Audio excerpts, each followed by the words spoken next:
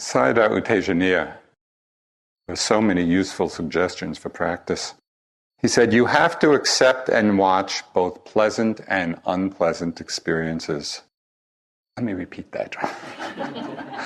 You have to accept and watch both pleasant and unpleasant experiences.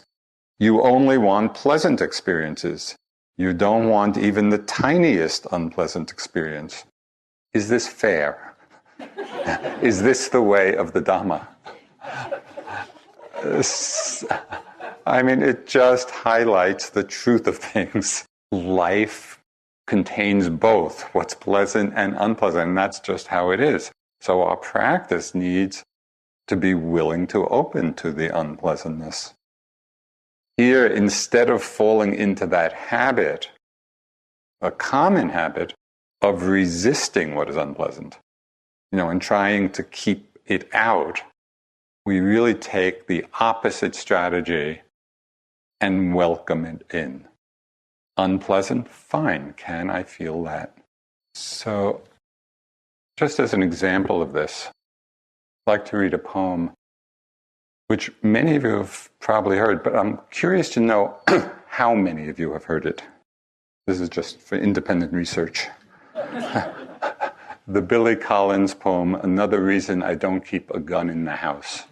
How many of you have? Oh, not bad.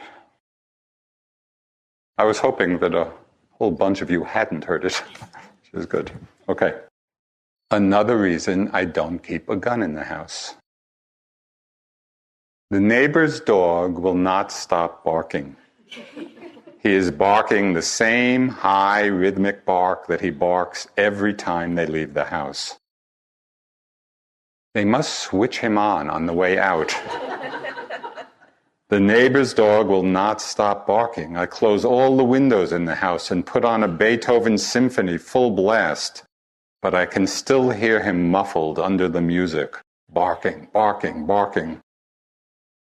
And now I can see him sitting in the orchestra, his head raised confidently, as if Beethoven had included a part for barking dogs. When the record finally ends, he is still barking, sitting there in the oboe section, barking, his eyes fixed on the conductor who is entreating him with his baton, while the other musicians listen in respectful silence to the famous barking dog solo. That endless coda that first established Beethoven as an innovative genius.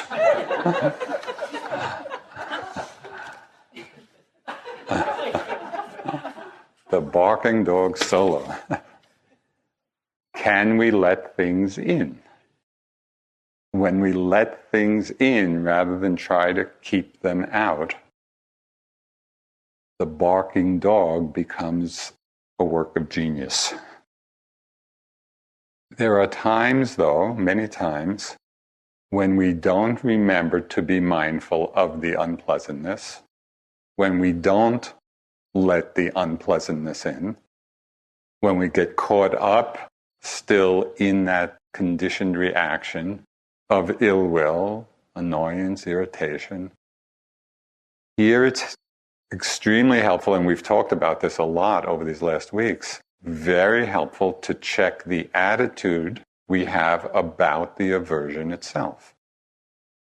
Because very often our attitude about the aversion is actually what's feeding it.